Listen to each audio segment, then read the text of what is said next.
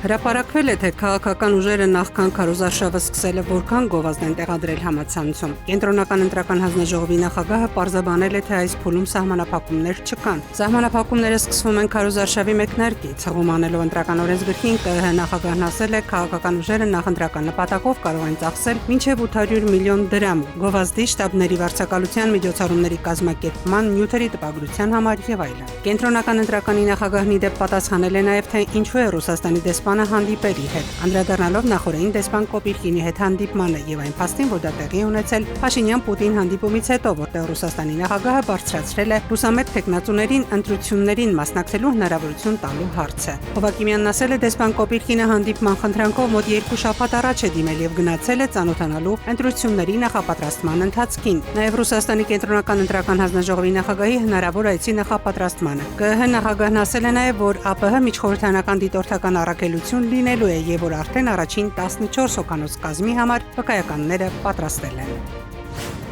Լեռնային Ղարաբաղից տեղահանված եւ Հայաստանում գտնվող անձանց աջակցության մարդասիրական լայնածավալ ծրագրի իրականացումն ավարտվել է։ Ռուսական հումանիտար առաքելության պատասխանատուներից Եվգենի Ֆեդիշևն ասել է, թե նախապես մշակել են յուրաքանչյուր տարածաշրջանի կոնկրետ կարիքներին համապատասխանող մարդասիրական փաթեթներ։ Բազմազավակ ընտանիքների համար օրինակ սննդամթերքի առաջին անհրաժեշտության եւ անձնական հիգիենայի հիմնական փաթեթին ավելացվել են մանկական սնունդ եւ փոքրիկների համար նախատեսված պարագաներ։ Պետդումայի պատգամավոր Ալյոնա Աշինովան էլ շեշտել է, որ կարևոր է լինել Լեռնային Ղարաբաղից ներքին տեղահանվածների կողքին նրանց կյանքի ամենադժվար ժամանակահատվածում։ Ասել է, նրանցից շատերը գալիս են ոչ միայն մարդասիրական փաթեթներ ստանալու, այլ նաև ընկերական աջակցությունը զգալու համար։ Նրանք մեջբերել են ռուսական մարդասիրական առաքելության գլխավոր տնօրենի խոսքերը. «Մենք պետք է ոչ թե ձուկ տանք, այլ որոշակի փուլում արդեն կարթ»։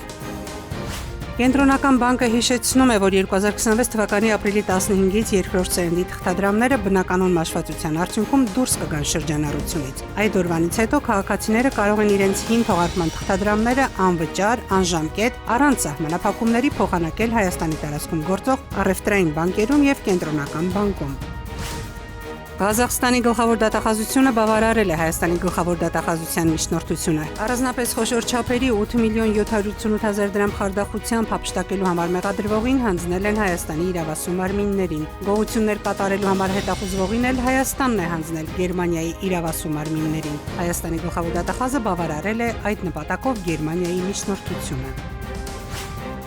Արմավիր կալանավայրում ծառայողները դատապարտյալի համար բերած հանձնուքում մարիխուանային նմանվող բուսական զանգվածը հայտնաբերել են եփված մսի ոսկորների միջից 7 փաթեթ ընդհանուր 8,83 գրամ քաշով։ Քրեակատարողական հիմնարկի ծառայողները մուրճերով են կոտրել ոսկորները դրանցից թմրանյութը դուրս բերելու համար։ Հանձնուկը բերած քաղաքացին ձերբակալվել է։